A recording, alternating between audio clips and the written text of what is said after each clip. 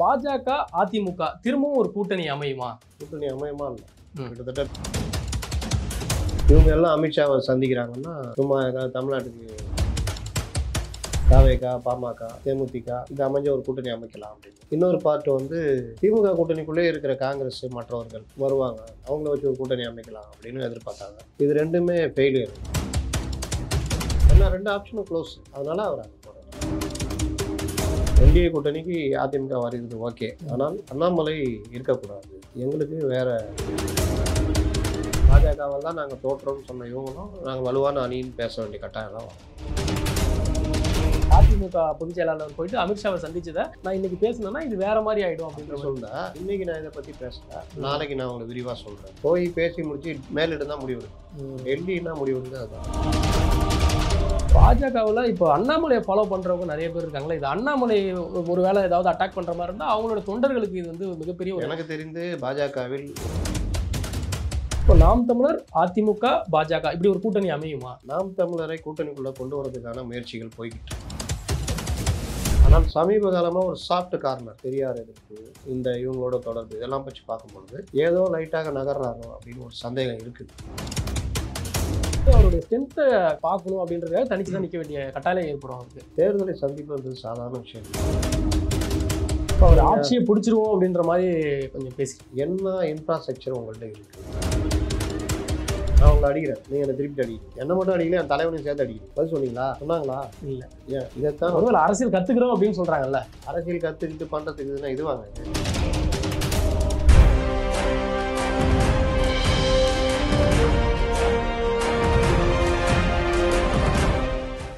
இந்த விவாத நிகழ்ச்சியில் பங்கு பெறும் விருந்தினர்களின் கருத்துக்கள் அவர்களின் சொந்த கருத்துக்களை. இதற்கும் குளோப் 360 சேனலுக்கும் எந்த தொடர்பும் இல்லை. குளோப் 360 நேயர்களுக்கு வணக்கம். இன்றைய சிறப்பு விருந்தினராக நம்மோடு இணைந்திருப்பவர் ஊடகவியலாளர், அரசியல் விமர்சகர் திரு முத்தலீப் அவர்கள். வணக்கம் சார். நல்லா இருக்கீங்களா? அதிமுகவுடைய பொதுச் செயலாளர் எடப்பாடி அவர்கள் வந்து டெல்லிக்கு போயிட்டு அமித்ஷாவை சந்திச்சிருக்கிறாரு.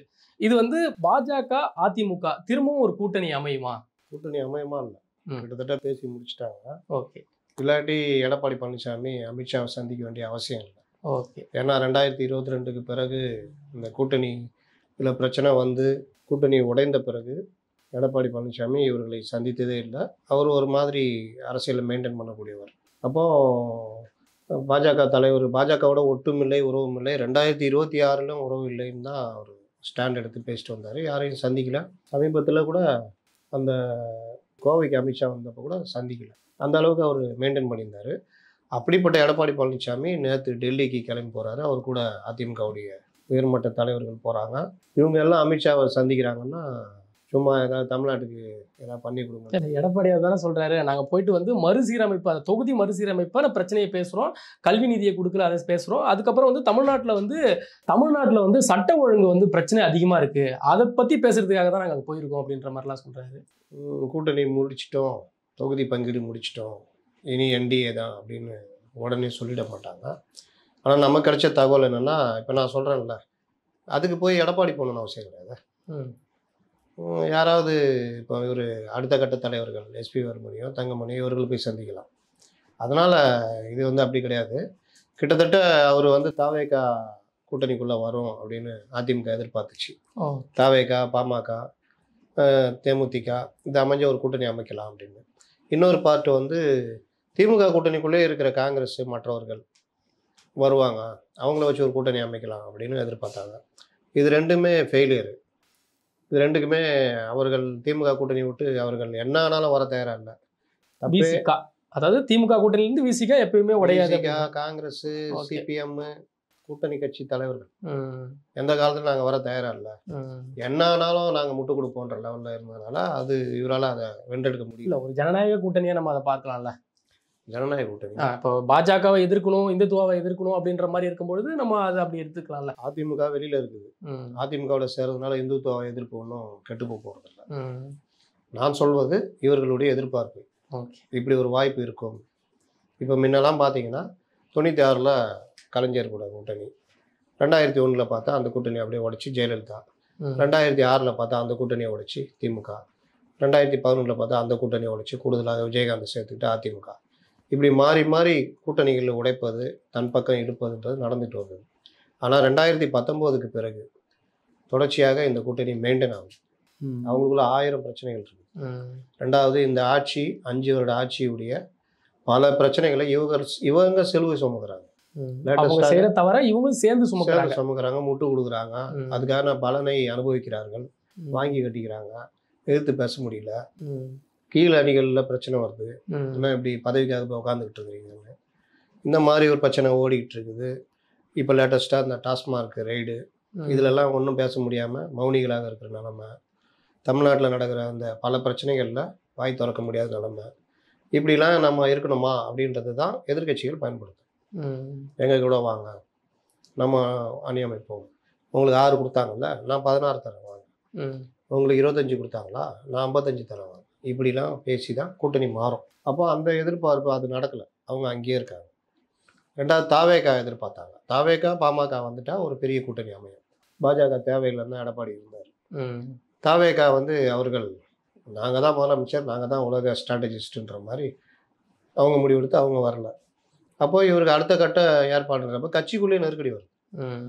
நீங்கள் அவங்களும் வரமாட்டாங்க, இவங்களும் வரமாட்டாங்க, தனியாக நின்னோன்னு நம்ம ஒன்றும் இல்லாமல் போயிடுவோம். திமுகன்ற பலமான கூட்டணி எடுத்து ஒன்றும் பண்ண முடியாது. அப்போது நாங்கள் சொல்கிறத கேளுங்க, நம்ம மறுபடியும் என்டிஏல போய் இணைவோம், அது ஃபார்ம் பண்ணால் ஒரு பெரிய கூட்டணி அமையும். இவர் இதுக்கான டைம் கேட்டார், பார்த்தாரு, ஒன்றும் பண்ண முடியல, கட்சிக்குள்ளேயே பிரச்சனை. இதுலேயும் அவர் வரல, ஒத்து வரலன்னா தேர்தல் நெருக்கத்தில் கட்சியை உடைக்கவும் தயாராக இருந்தாங்க. எடப்பாடியை நீக்கிட்டு ஒரு டீம் போய் அப்படியே என்டிஏ கூட கூட்டி, ஏன்னா அதிமுக காப்பாற்றணும், எதாவது பண்ணி ஆகணும். அப்போ இந்த யதார்த்தத்தை அவர் உணர்ந்ததுனால, சரி இப்போ நீங்கள் வர்றீங்க, அப்படியே நம்ம போய் இணைகிறோன்னா உங்கள் மரியாதையும் கிடையாது, நீங்கள் தான் முதலமைச்சர் வேட்பாளர் இருக்க போகிறீங்க. ஒருவேளை கூட்டணி ஃபார்ம் ஆகி நல்லா வலுவான கூட்டணி அமைச்சா, ஆட்சி பிடிச்சா நீங்கள் தான் முதலமைச்சர். இல்லை சரியாக கூட்டணி இதாக ஆகலை, கூட்டணி அரசாங்கனாலும் அப்போ தான் நீங்கள் தான் முதலமைச்சர். இந்த கூட்டணிக்கு அதிமுக தான் எங்கள் தலைமை தாங்க போகுது அப்படின்லாம் இது பண்ணும்பொழுது அது சரியாக பட்டுது. ஏன்னா 2 ஆப்ஷனும் க்ளோஸு, அதனால அவர் அங்கே போகிறார். இப்போ இது அண்ணாமலைக்கு நெருக்கடியாக இருக்காதா? அண்ணாமலை அரசியலில் பொறுத்த வரைக்குங்க, நீங்கள் ஒரு தடவை பேசுகிறீங்க, சண்டை போடுறீங்க, இதெல்லாம் அந்தந்த காலகட்டத்துக்கு. அரசியலில் நிரந்தர பகைவனும் கிடையாது, நண்பனும் கிடையாது. கலைஞரை எதிர்த்து கொலைப்பழி சுமத்தப்பட்டு வெளியேற்றப்பட்டவர் வைகோ. பாதியாக கட்சியை பொழந்துட்டு கொண்டு போனார். கலைஞரை விமர்சிக்காதது கிடையாது. ஸ்டாலினை ஒன்றுமே இல்லாதவர் அப்படின்றலாம் விமர்சனமாக. இன்றைக்கி உங்களுக்கு போர்வாளாக இருப்பேன் அப்படின்னு பேசுகிறாருல்ல, அப்போ வைகோவுக்கு சங்கடம் இருக்காதா? இந்த மாதிரி பலரும் பல கட்டத்தில் பேசுவாங்க, இது பண்ணுவாங்க. ஒரு கட்டம் வரும்போது இணைஞ்சு செயல்பட்டு தான் ஆகணும். நாளைக்கு ஓபிஎஸ் டிடிவி என்ன பண்ணுவாங்க? இதே அதிமுக கூட்டணியில் தான் இருக்கணும், அதிமுக தலைமை தாங்கிற கூட்டணிக்குள்ளே தான் இருக்கணும். அப்போ அதில் சில முன்னேற்பாடு பண்ணிடுவாங்க. எடப்பாடி இல்லைங்க, நாங்கள் ஓபிஎஸ்ஸை கட்சியில் சேர்க்குற மாதிரி இல்லை.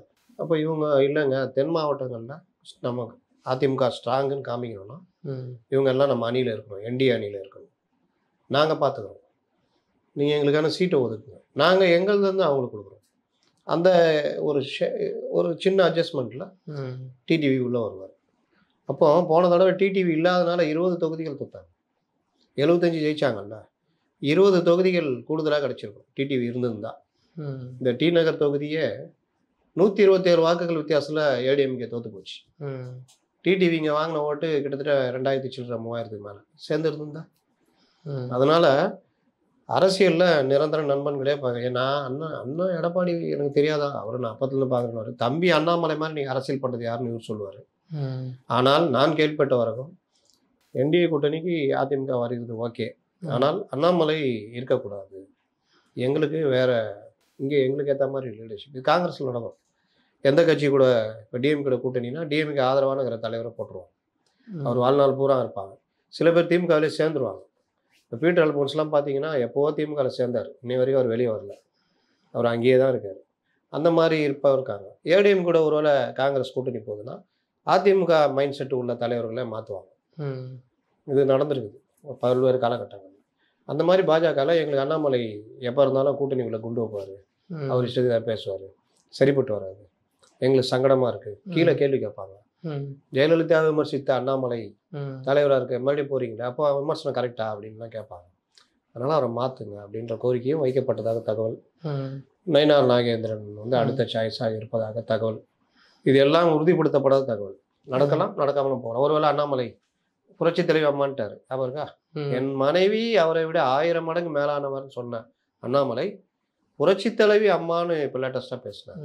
அதனால் அவருக்குள்ளேயே மாற்றங்கள் வந்திருக்கு. அதே மாதிரி பாஜகவால் தான் நாங்கள் தோற்றோம்னு சொன்ன இவங்களும் நாங்கள் வலுவான அணின்னு பேச வேண்டிய கட்டாயம்லாம் வரும்.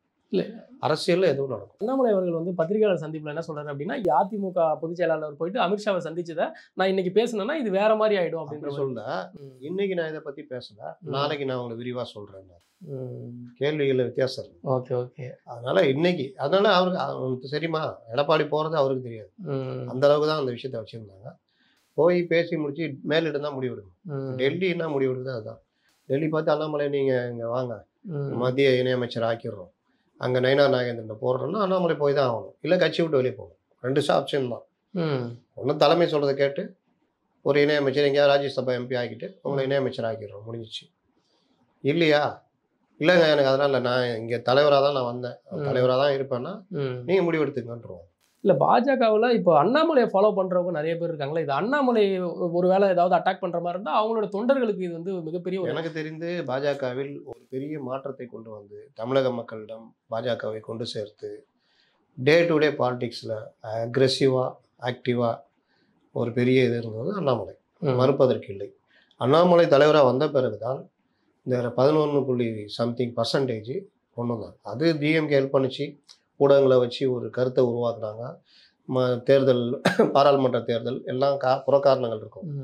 ஆனாலும் ஒரு தலைவராக அண்ணாமலை வந்த பிறகுதான் 8 தொகுதிகளில் 2வது இடம். இந்த மாதிரி விஷயங்கள்லாம் அண்ணாமலையுடைய பணியை நீங்கள் மறுக்க முடியாது, உழைப்பை மறுக்க முடியாது. ஒரு மாற்றத்தை இளைஞர்கள் மத்தியில் ஒரு முன்னேற்றத்தை கொண்டு போனது அண்ணாமலை. இன்றைக்கும் அக்ரெசிவ் பாலிடிக்ஸ் பண்ணுறது அண்ணாமலை தான். இந்த டாஸ்மார்க் ரைடு எடுத்துங்க, ஏடிஎம் கூட பண்ணல, அண்ணாமலை தான் பண்ணிகிட்டு இருக்காங்க. அதனால் அண்ணாமலையை மாற்றினா அது பாஜகவுக்கும் என்டிஏ கூட்டணிக்கும் இங்கே நஷ்டத்தை தான் ஏற்படுத்தும். ஏன்னா பெருவாரியான இளைஞர்கள் அண்ணாமலையை தான் இது பண்ணுறாங்க, தவிர பாஜக கிடையாது. இது எல்லா கட்சியிலும் நடக்கும், ஒரு லீடர்ஷிப் குவாலிட்டி, தனிப்பட்ட மனிதர்கள். அப்போ அண்ணாமலையை மாற்றிட்டு நயினார் நாகேந்திரனை கொண்டு வர்றீங்க அப்படின்னா தென் மாவட்டங்களில் அது ஒரு இது ரீச் கொடுக்கணும். ஆனால் நயினார் நாகேந்திரன் ஒரு மிதமான தலைவராக இருப்பார். அடிக்கடி டிஎம்கேக்கு பதில் சொல்கிறதுனா நயினார் நாகேந்திரனால முடியாது. இன்றைக்கி அண்ணாமலை அதை சொல்கிறாரு. இந்த இஃப்தார் விருந்து என்னங்க பிஜேபி வந்து இஃப்தார் விருந்து நடத்துது அப்படின்னு கேட்டால் அது நான் திமுகவுக்கு பட்டா போட்டு கொடுத்துருக்கான்னு கேட்குறாரு. இதுதான் பதில். இஃப்தார் விருந்து யார் வேணால் நடத்தலாம், நாங்கள் இது வரைக்கும் வந்த பிறகு சிறுபான்மையினருக்கு எதிராக எந்தவித இதுவும் பண்ணது கிடையாது.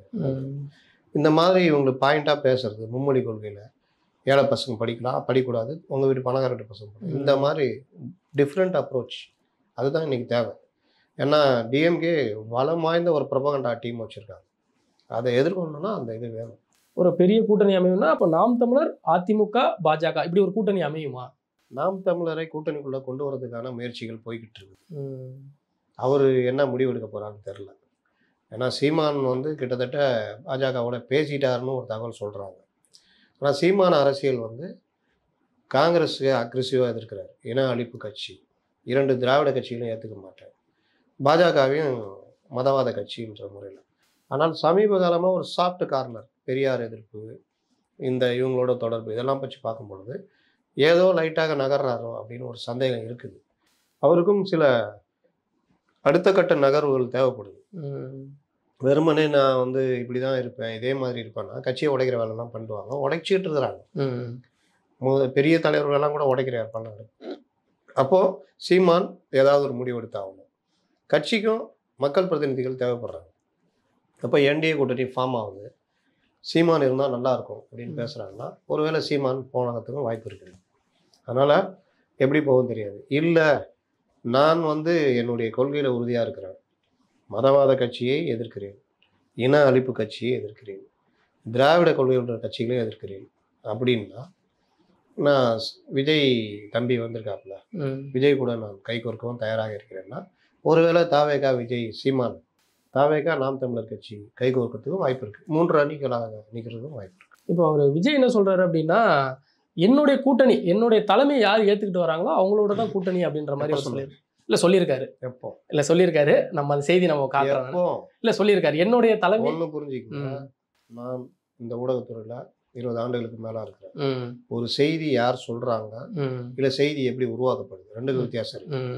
விஜய் சொன்னாருன்னு போட்ட அன்னைக்கே அந்த ஸ்க்ரீன்ஷாட்டெல்லாம் எடுத்து போட்டு விஜய் இப்படி சொல்லலை, சொல்லாத ஒன்றை மெயின் ஸ்ட்ரீம் மீடியாக்கள் சில பேரை வச்சுக்கிட்டு இந்த கருத்தை உருவாக்குகிறார்கள்.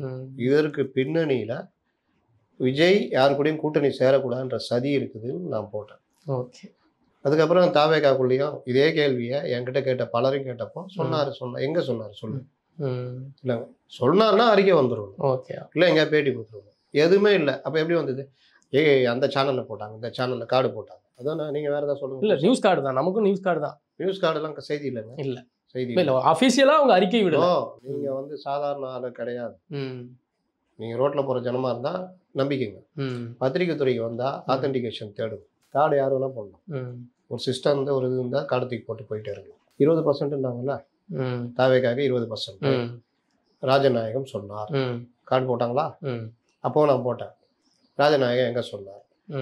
20%ன்றது ஈரோடு கிழக்கில் போயிட்டு இவர் எப்படி எடுத்து சொல்ல முடியும்? அந்த கணிப்பு எப்படி சரியாக இருக்கும்?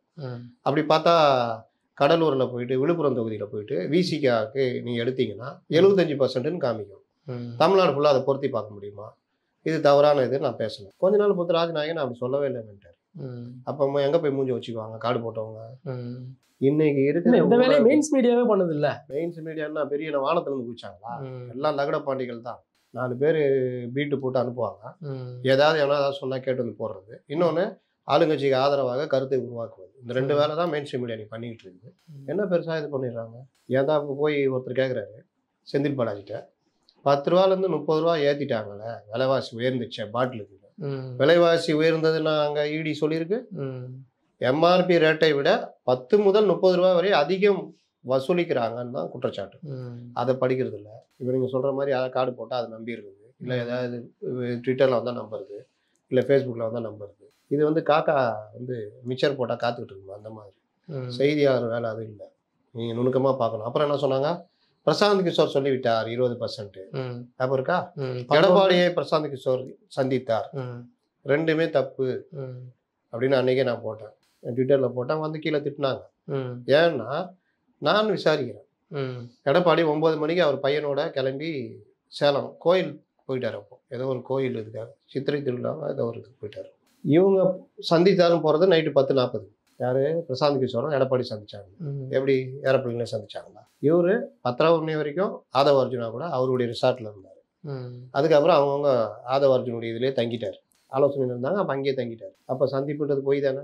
எவனாவது ஏதாவது சொல்கிறது, தூக்கி போடுறது, கார்டு போடுறது, வெக்கமே இல்லாமல் அதை பற்றி கவலைப்படுறது. அதிமுகவில் இருந்து 40 எம்எல்ஏக்கள் வெளியேறான்னு கார்டு போட்டாங்க. எங்கே போயிட்டாங்க? எஸ்பி வேலுமணி உடச்சிட்டு வராங்க. செங்கோட்டையனுக்கு என்னென்ன சொன்னாங்க? என்ன நடந்துச்சு? சாதாரண மாட்டேன். அங்கே ஒரு இந்த அந்தியூர் தொகுதியில் ஒரு கட்சிக்காரர் பழைய எம்எல்ஏ செங்கோட்டையனுக்கு எதிராகவே நடந்துகிட்டு இருக்காரு. நேற்று ஒருத்தர் மாப்பிள்ளன்னு பேசினாரு, கேசி கருப்பண்ணன்.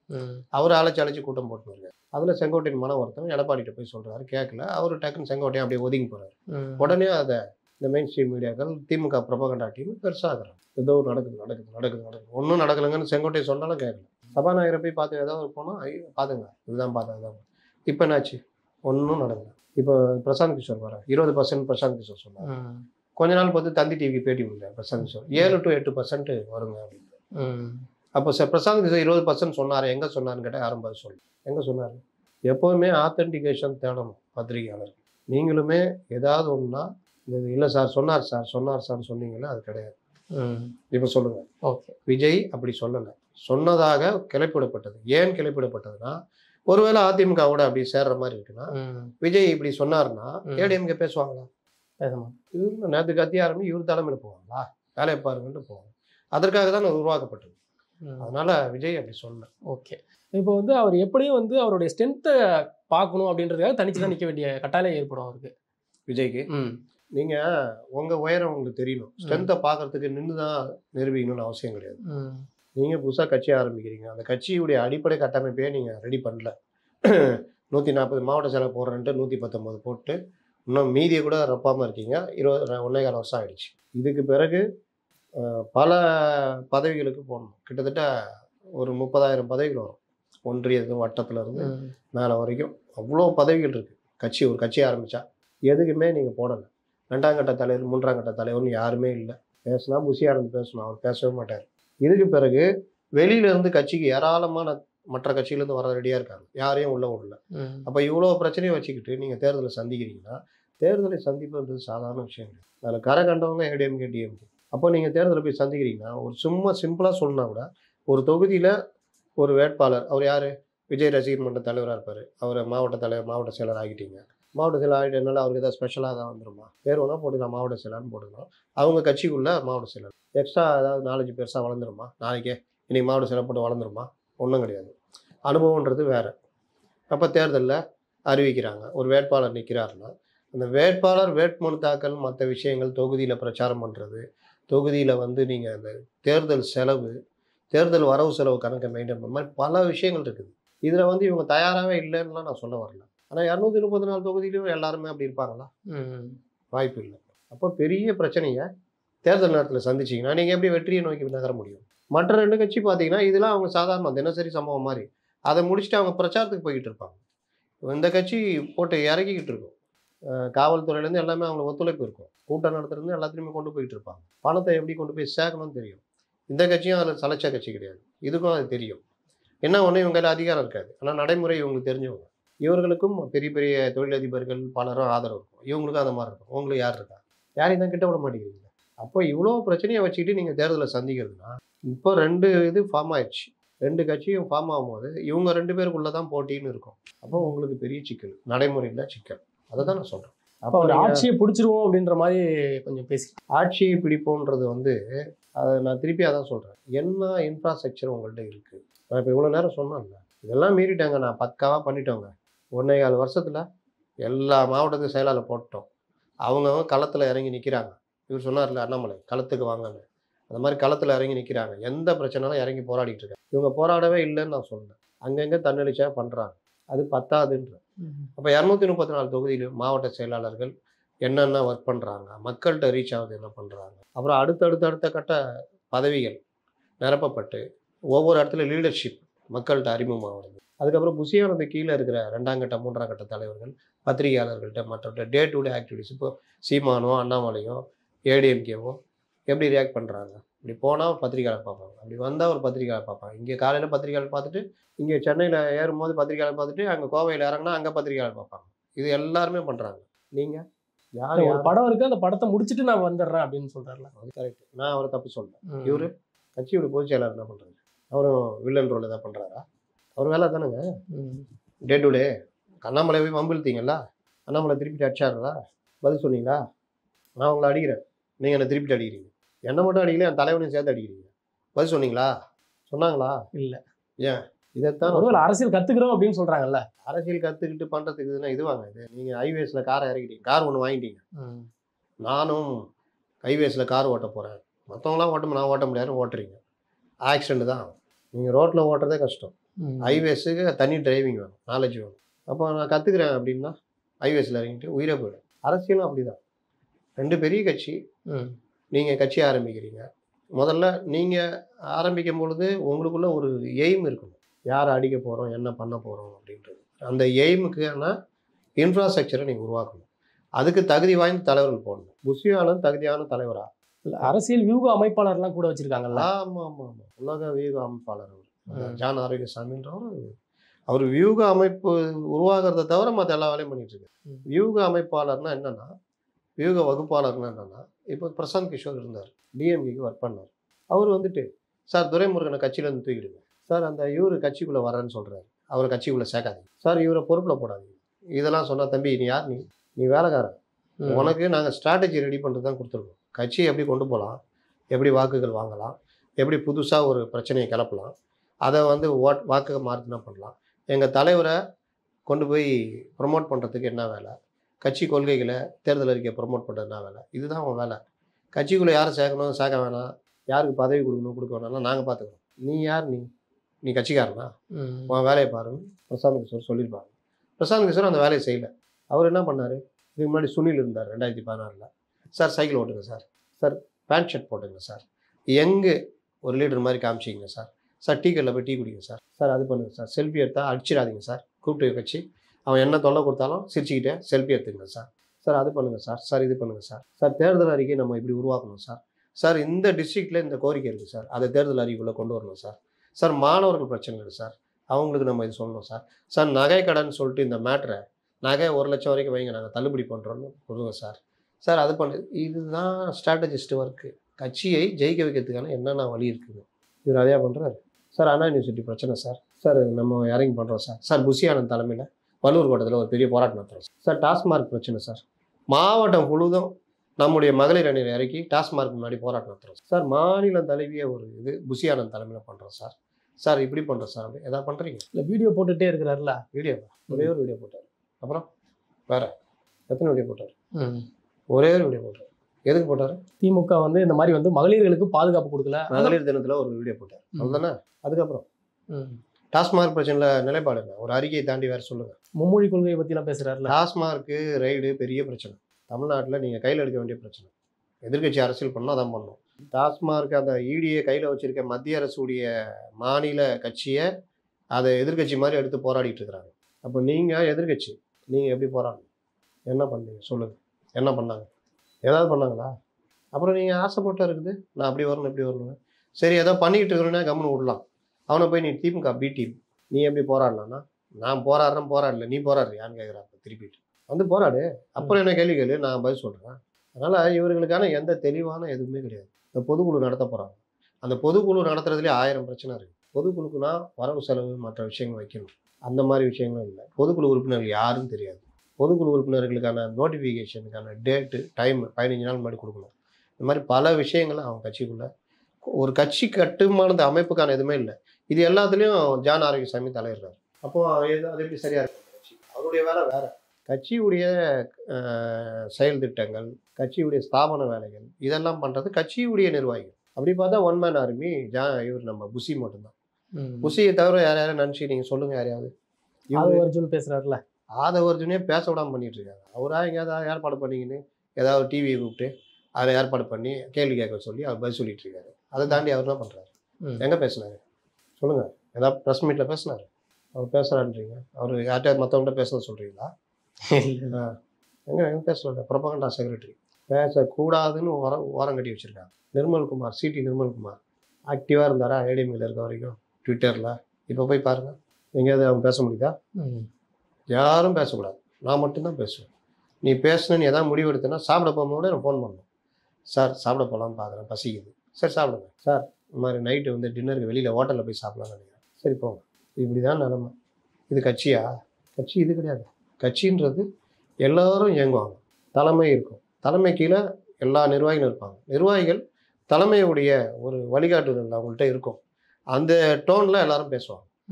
அந்த டோனில் பதில் சொல்லுவாங்க. அதில் பண்ணுவாங்க. அதில் யாராவது தப்பாயிட்டா கட்சி நடவடிக்கை எடுக்கும். அது அவர் கருத்து, சொந்த கருத்துன்னுவாங்க. அந்த மாதிரி தான் போகும். இப்போ எடப்பாடி என்ன நினைக்கிறாரோ அது ஜெயக்குமார் பேசுவார். நேற்று வரைக்கும் பிஜேபி திட்டிருந்தாங்களா? இப்போ போய் ஜெயக்குமார்கிட்ட மைக் போட்டால் என்ன சொல்லுவார்? தேர்தலில் திமுக வீழ்த்துவது முக்கியம். கட்சி தலைமை எடுக்கிற முடிவு தான் எங்கள் முடிவு. வலுவான ஒரு கூட்டணி ஆகும். இப்படி தானே பேசுவார். பிஜேபி தான் ஒரு இதுவா அப்படின்னு பேசுகிறாருன்னா கட்சியில் இருக்க முடியாது. அப்போ இந்த செட்டப் இருக்குல்ல, எடப்பாடி தான் பேசுகிறாரா? ஜெயக்குமார் பேசுவார், சிவி சண்முகம் பேசுவார், கேவி முனுசாமி பேசுவார், செல்லூராஜி பேசுவார், எல்லாரும் பேசுவாங்க. அந்த மாதிரி காமிங்க. நான் ஏதோ நேற்று கட்சி ஆரம்பிச்சு இன்னைக்கு நான் கேட்கல. 1.25 வருஷம் ஆயிடுச்சு. சரி உங்களுக்கு அந்த மாதிரி பேசுறதுக்கு இல்லைங்க, நாங்கள் எல்லாமே கட்சியில் எல்லாமே சினிமாக்காரங்க வந்துட்டோம் அப்படின்னா வெளியிலேருந்து வரவங்கள உள்ளே விடணும்ல. உங்களுக்கு ஆலோசகராக 3 பேரை சேர்த்தீங்க. அப்புறம் அவங்க என்ன நாங்கள் தெரியாது. சில பத்திரிகையாளர்களை பயன்படுத்துனீங்க. அவங்கள என்ன பண்ணீங்கன்னு தெரியாது. ஏன்னா இவங்க யாரையுமே புஷிக்கும் ஜான் ஆரோக்கியசாமியும் பிடிக்காது. ஒன்றே கிடையாது. வெளியிலேருந்து ஒரு பெரிய பெண் ஆளுமை இதில் இருந்து காளியம்மாள் வரத்துக்கு எல்லாம் பேசினாங்க. ஃபஸ்ட்டில் சீமானுக்கிட்டே போட்டு கொடுத்துட்டு ஃபஸ்ட்டில் அவங்க அங்கேயே இருக்க முடியாமல் இங்கேயே வர முடியாமல் திரிசங்கு சொல்கிற மாதிரி இப்போ அவங்க சும்மா இருக்கிறாங்க. கரெக்டாக? காளியம்மாள் இந்த நிலைமை ஆளாக்குனது யாரு? ஒழுங்காக அவங்க தான் நாம் தமிழர் கட்சியிலேருந்து வந்திருப்பாங்க. கூப்பிட்டு வச்சு பேசி அந்த வந்துட்டு போன தகவலையும் சொல்லி இன்றைக்கி அவங்களால எங்கேயும் போக முடியல. அதே மாதிரி மருது அழகராஜ் இந்த மாதிரி பலர் வந்தவங்க ரொம்ப கம்மி. அதாவது நம்பி வெளியில் சொல்லிட்டவங்க. காத்து கிடக்கிறவங்க ஆயிரக்கணக்கான பேர் இருப்பாங்க. பல கட்சியிலேருந்து பல தலைவர்கள். அவங்களாம் எப்போ ஐயா சரியானவங்கள தேர்ந்தெடுக்கலாம் அப்படின்ற மாதிரி அவங்க வெயிட் பண்ணலாம்ல. 15 வருஷம் எவ்வளோ காலம் நீங்கள் வர்றீங்க கட்சிக்கு, உங்கள் ப்ரொஃபைல் கொடுக்குறீங்க. சார் இவர் வந்து இந்த மாதிரி திமுகவில் இருந்தார், அதிமுகவில் இருந்தார், இவர் வந்து நல்ல ஒர்க்கர் தான், இவர் கீழே ஒரு எப்படியும் சொன்னார்னா அந்த மாவட்டத்தில் கேட்பாங்க. நல்ல ஒரு பிரச்சனை இல்லை, சேர்த்துக்கலாம்ல. சார் இவர் வராரு, இவர் வந்து எந்த கட்சியில் போனாலும் பிரச்சனை பண்ணுவார், கண்ணா பின்னான்னு பேசுவார், இவரால் பிரச்சனை தான் சார், இவர் மேலே 2-3 கொலை வழக்கு இருக்குது, நான் வந்தால் பிரச்சனை. சரி அவர் ரிஜெக்டு தானே வேலை. அது எவ்வளோ நாள் ஆகும்? இன்னொன்று வர்றவங்க நான் சொல்கிறவங்களாம் இந்த மாதிரி இல்லை, இவர் மேலே கொலை வலை இருக்குது அப்படிலாம் இல்லை. பெரிய தலைவர்கள் ஒரு கட்சியில் இருந்து செயல்பட்டு அனுபவம் மிக்க, தனக்கு கீழே பெரிய ஆதரவாளர்களை வைத்திருக்கிற, செல்வாக்கு மிக்க, தேர்தலில் செலவழிக்கக்கூடிய, இல்லை மற்றவர்களை செலவழிக்க வைக்கக்கூடிய, காவல்துறை IAS IPS ஆதிக்கம் செலுத்தக்கூடிய இந்த மாதிரி தலைவர்கள் சட்ட பிரச்சனையாக அவங்க பார்த்துக்குவாங்க. இந்த மாதிரி அவங்களெல்லாம் கூட உள்ளனா அப்புறம் வேறு என்ன தகுதி வேணும் சொல்லுங்கள்? சினிமாவில் நடிச்சுட்டு வரணும். அதனால் அவங்கக்கிட்ட பிரச்சனை இருக்குது. அதனால் அவங்க வந்து இந்த 2 பெரிய கூட்டணி வரும்பொழுது அவர்கள் நிலைப்பாடு கொஞ்சம் சிக்கல் தான். சரி, நான் அவங்கள தாழ்த்தி சொன்னதாக சொல்லல, இருக்கிற நிலைமையில இந்த பிரச்சனை இருக்குன்றதுக்காக சொல்லுவாங்க. பல்வேறு கேள்விகளுக்கு பதிலளிச்சதுக்கு நன்றி சார். நன்றி.